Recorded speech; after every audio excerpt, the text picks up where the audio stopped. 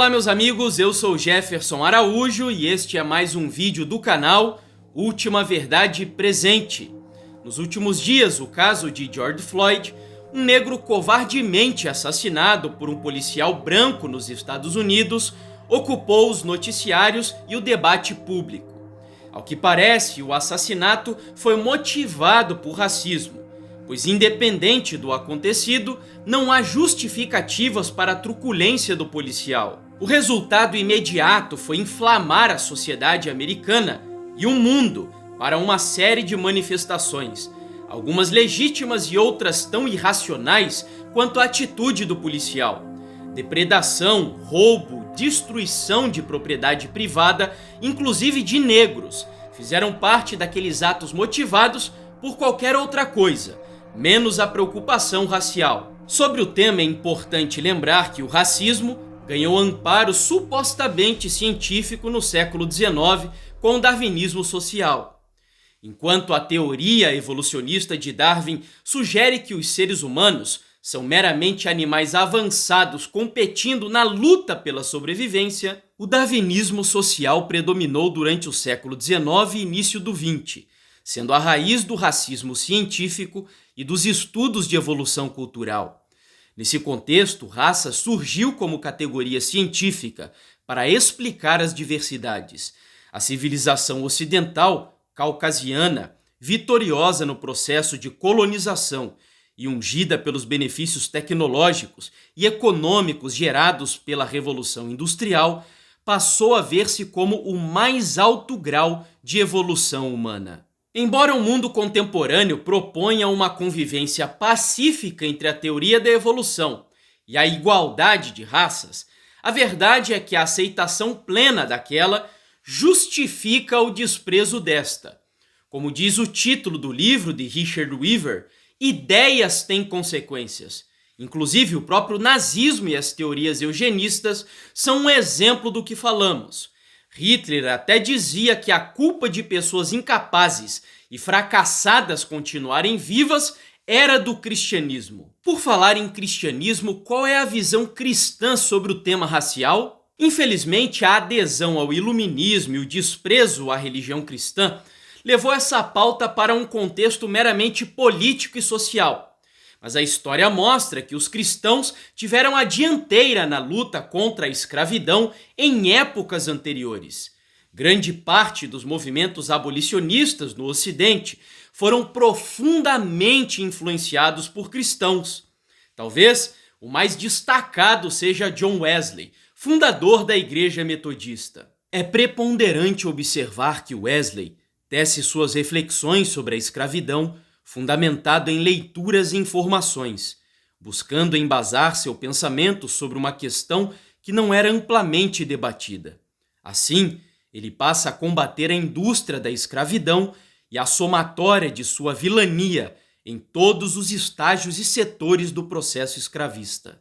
O professor Helmut Renders, autor do livro John Wesley e a Luta Abolicionista, disse que Wesley estudou o assunto, trocou literatura com especialistas, criou uma rede de contestadores, apoiou a organização política do movimento por cartas e escreveu um tratado no qual desconstrói os argumentos filantrópicos, religiosos, econômicos, antropológicos e jurídicos dos defensores da escravidão.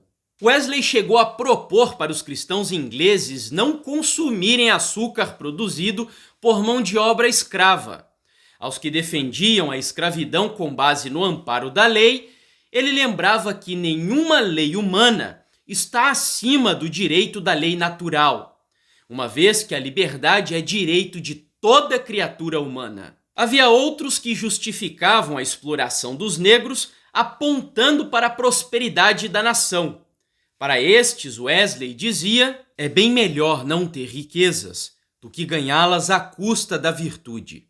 É melhor a pobreza honesta que todas as riquezas compradas com as lágrimas, o suor e o sangue do nosso próximo. Falamos de Wesley simplesmente por se destacar nessa causa, mas outros cristãos, como William Wilberforce, por exemplo, líder do movimento abolicionista do tráfico negreiro, também se engajaram nela muito antes de sua politização. Portanto, temos aí um legado que determina um padrão de comportamento para os cristãos.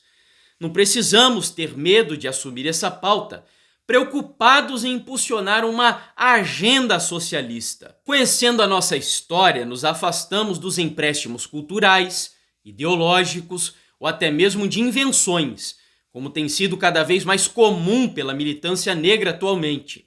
Basta ser um cristão bíblico que enxergue mais longe, estando sobre os ombros dos gigantes do passado, para agir corretamente. E a Igreja Adventista do Sétimo Dia? Também possui experiências positivas no combate à segregação racial? Sim, José Bates, pioneiro e um dos fundadores da igreja, antes mesmo de se tornar adventista, já estava profundamente envolvido com a causa abolicionista. O senso de dever me dizia claramente que eu não poderia ser um cristão coerente se apoiasse os opressores, pois Deus não estava com eles. Tampouco poderia reivindicar suas promessas se eu ficasse neutro. Portanto, a minha única alternativa era interceder pelos escravos, e foi o que decidi. Entre outras contribuições dele para a Igreja Adventista, o sentimento abolicionista foi mais uma. O adventismo norte-americano tornou-se tão comprometido que foi rejeitado nos estados do Sul, que ainda eram escravagistas. Esse posicionamento consciente da igreja, inclusive, retardou a entrada do movimento na região. Desde o início, os pregadores adventistas do Sétimo Dia estavam perplexos sobre como relacionar-se com as atitudes do Sul para com a raça. A igreja compreendeu naquele momento o valor de defender essa causa, mesmo que isso colocasse em risco as crenças distintivas. Afinal, não basta ter um conjunto de crenças corretas e negligenciar o grande mandamento. Durante a década de 70, vários adventistas do Sétimo Dia fizeram esforços transitórios para ajudar ex-escravos a obter educação básica. Já nas décadas de 1950 e 1960, em meio aos problemas de segregação racial e aos movimentos sociais liderados especialmente por Martin Luther King, a prática denominacional de abster-se de politizar oficialmente problemas sociais não impediu que os negros participassem individualmente do movimento de direitos civis a partir da década de 50. Muitos pastores e membros participaram igualmente nas atividades cujo propósito era derrubar o muro da segregação.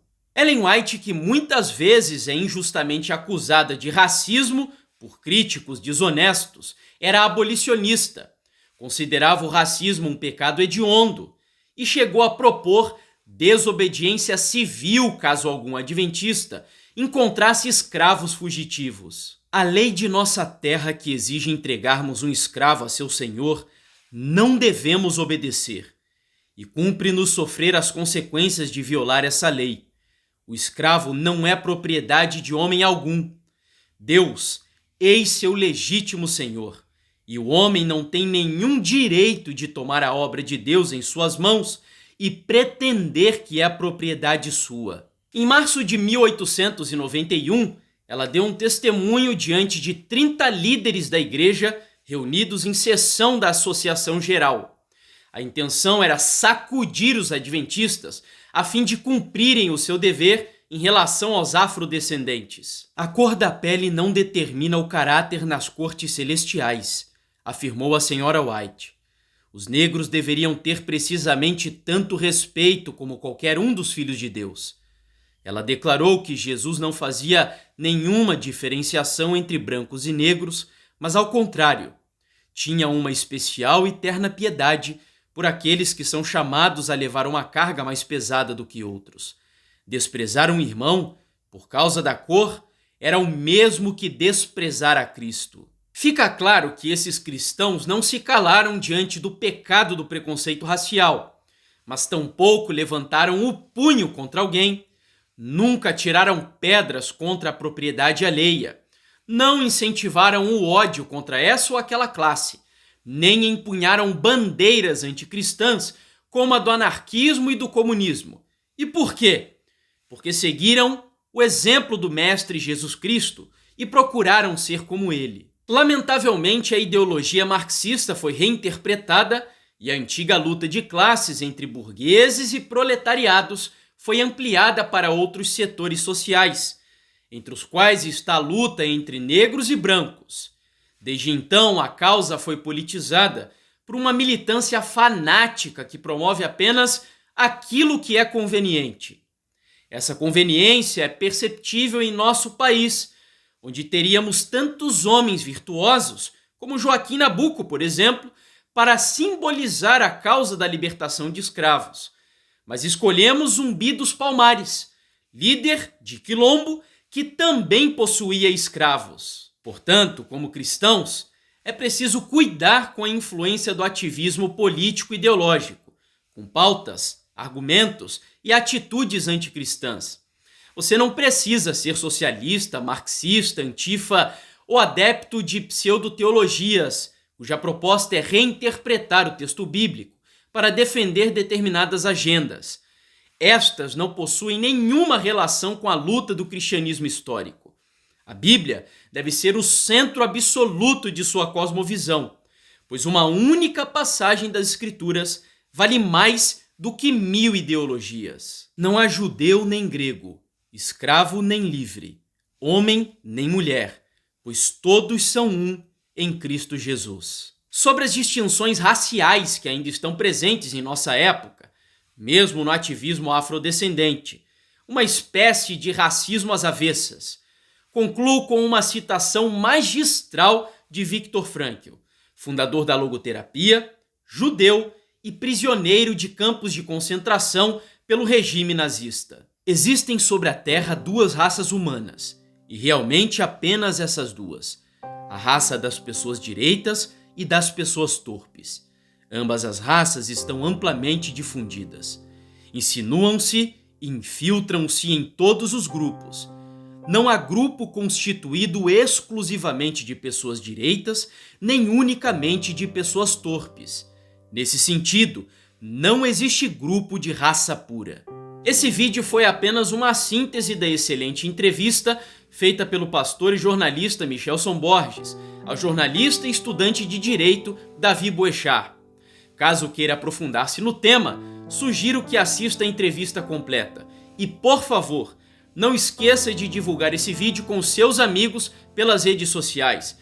Infelizmente, muitos dos nossos jovens estão sendo furtados por ideologias nefastas e contrárias à religião cristã, justamente por ignorarem a verdade sobre a dianteira dos cristãos nesse assunto tão caro e tão importante para a igreja. E também faça sua inscrição aqui no nosso canal do YouTube. Além disso, curta esse vídeo, pois isso nos ajuda muito nos buscadores tanto do YouTube como nas redes sociais.